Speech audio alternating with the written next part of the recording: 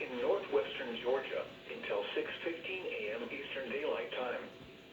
At 5:28 a.m. Eastern Daylight Time, severe thunderstorms were located along a line extending from Ormteder, moving northeast at 55 miles per hour.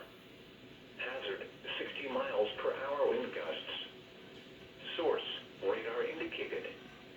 Impact, expect damage to roofs, siding, and trees.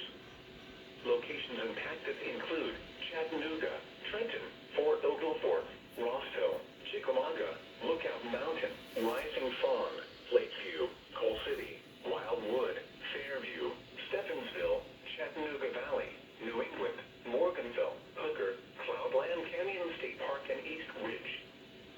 For your protection, move to an interior room on the lowest floor of a building. If you see wind damage, hail, or flooding, wait until the storm has passed, and then call the National Weather Service toll-free at 1-866-7-634-4664. Tweet us your report at NWS Atlanta.